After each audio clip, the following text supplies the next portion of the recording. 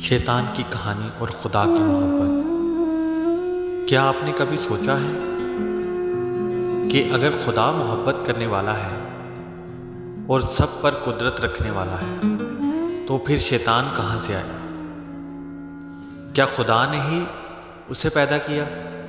اگر ہاں تو وہ برا کیوں ہے؟ یہ ایک ایسا راز ہے جس نے صدیوں سے انسان کو حیران کر رکھا ہے۔ آج ہم اسی راز کو سمجھنے کی کوشش کریں گے۔ مسیح میں آپ سب کی سلامتی ہو۔ آپ دیکھ رہے ہیں بائبل کی دنیا۔ سوچئے، ایک وقت ایسا تھا جب نہ زمین تھی، نہ سورج، نہ ستارے، نہ کہکشاں، صرف خدا تھا جو ہمیشہ سے ہے اور ہمیشہ رہے گا۔ اس نے سب کچھ پیدا کرنے سے پہلے ایک اور دنیا بنائی تھی، ایک نظر نہ آنے والی پاکیزہ اور کامل دنیا۔ ہم اسے جنت کہتے ہیں۔ اس جنت میں نہ درد تھا، نہ اندھیرا، نہ ظلم۔ وہاں صرف خوشی، محبت اور پاکیزگی تھی۔ بے شمار فرشتے تھے جو نہایت طاقتور، روشن اور عقل مند تھے۔ بائبل ہمیں بتاتی ہے کہ یہ فرشتے عام مخلوق نہیں تھے بلکہ نور سے بنے تھے۔ وہ روشنی کی رفتار سے بھی تیز سفر کر سکتے تھے۔ ہر فرشتے کو الگ الگ ذمہ داریاں دی گئی تھی۔ کچھ صرف خدا کی عبادت کرتے، کچھ خدا کے پیغامات لاتے، کچھ جنگ میں حصہ لیتے، اور کچھ خدا کے تخت کے قریب رہنے والے تھے۔ ان میں سے ایک فرشتہ سب سے زیادہ خوبصورت اور خاص تھا۔ اس کا نام تھا لوسیفر۔ وہ خدا کے تخت کے قریب کھڑا رہتا۔ خدا نے اسے بے مثال حسن، غیر معمولی عقل اور حیرت انگیز موسیقی کی صلاحیت عطا کی تھی۔ اس کا جلال دیکھ کر دوسرے فرشتے بھی حیران رہ جاتے تھے۔ سب کہتے تھے، لوسیفر جیسا کوئی نہیں۔ لیکن اس روشنی کے پیچھے اندھیرا چھپا ہوا تھا۔ آہستہ آہستہ لوسیفر کے دل میں غرور نے جگہ بنا لی۔ اس نے سوچنا شروع کیا، میں اتنا حسین اور عقل مند ہوں تو پھر میں خدا کے تابع کیوں ہوں؟ میں خود کیوں نہیں خدا بن جاؤں؟ کیوں نہ میں تخت خدا پر بیٹھوں؟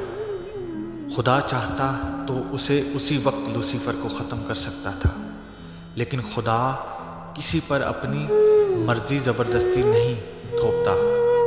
عبادت تبھی سچی ہوتی ہے جب انسان یا فرشتہ اپنی مرضی سے کرے۔ اس لیے خدا نے لوسیفر کو وقت دیا تاکہ اس کی اصلیت سب پر ظاہر کی جائے۔ لوسیفر نے اپنے خیالات دوسرے فرشتوں سے بانٹنا شروع کیے۔ اس نے ان کے دلوں میں شک بویا، کیا واقعی خدا سب سے بڑا ہے؟ اگر میں بادشاہ بن جاؤں تو تمہیں زیادہ آزادی ملے گی۔ کچھ فرشتے ڈر گئے اور کچھ اس کے بہکاوے میں آ گئے۔ ایک دن جب سب فرشتے خدا کی عبادت کر رہے تھے، لوسیفر نے آگے بڑھ کر اعلان کیا، میں اپنے تخت کو خدا کے تخت سے زیادہ بلند کروں گا۔ آسمان پر سناٹا چھا گیا۔ کیا واقعی کوئی خدا کو للکار سکتا ہے؟ پھر آسمان پر ایک جنگ چھڑ گئی۔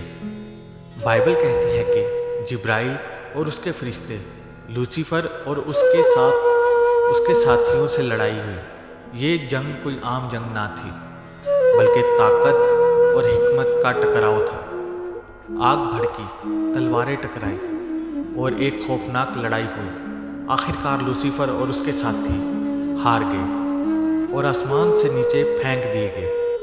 اب وہ شیطان یعنی ابلیس کہلانے لگا۔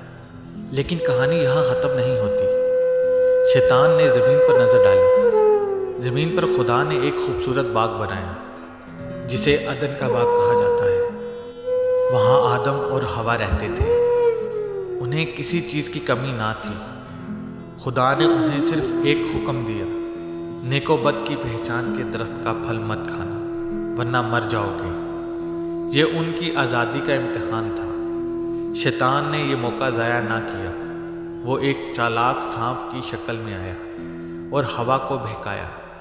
اس نے کہا، تمہیں موت نہیں آئے گی، بلکہ اگر یہ پھل کھاؤ گے तो तुम्हारी आंखें खुल जाएंगी, तुम नेको बद को जान लोगी और खुदा की तरह बन जाओगी।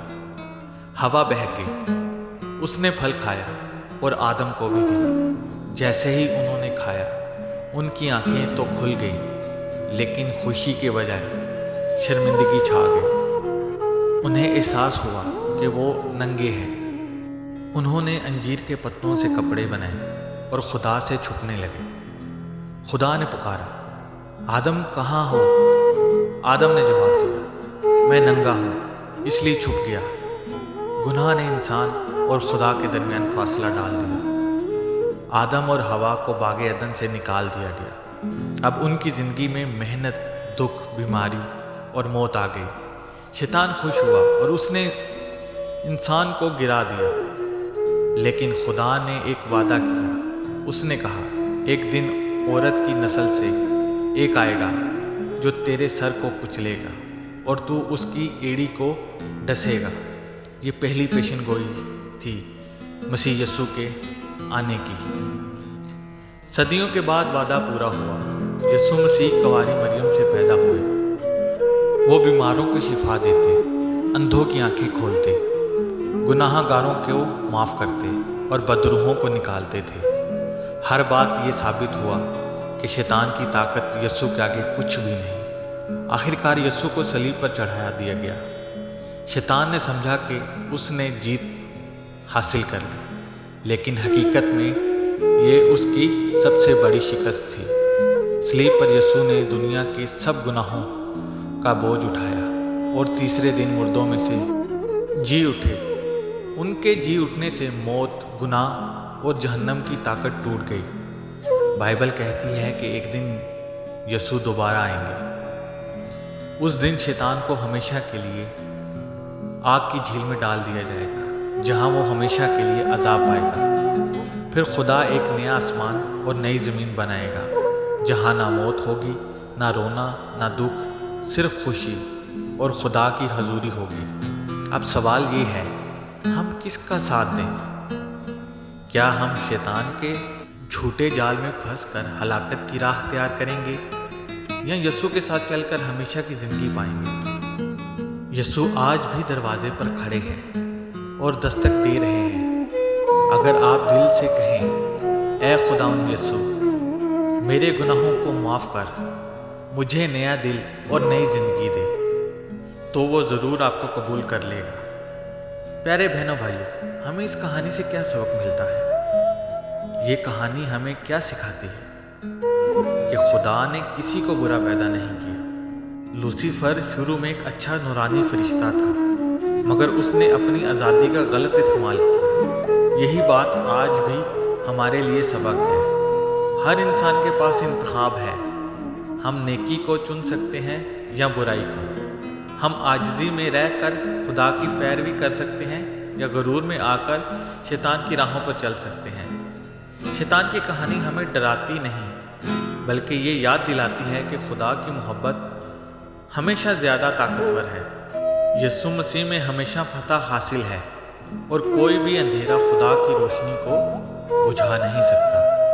अगर आपको हमारी ये रूहानी वीडियो पसंद आई है और इसने आपके ईमान में इजाफा किया है, तो वीडियो को एक लाइक कर दें। अगर आप हमारे चैनल पर न्यू हैं तो चैनल को सब्सक्राइब कर लें, बेल आइकॉन को ऑन कर दें, ताकि हमारी हर रूहानी वीडियो सबसे पहले आप तक पहुंचे। खुदावंद आपको बरकत दे।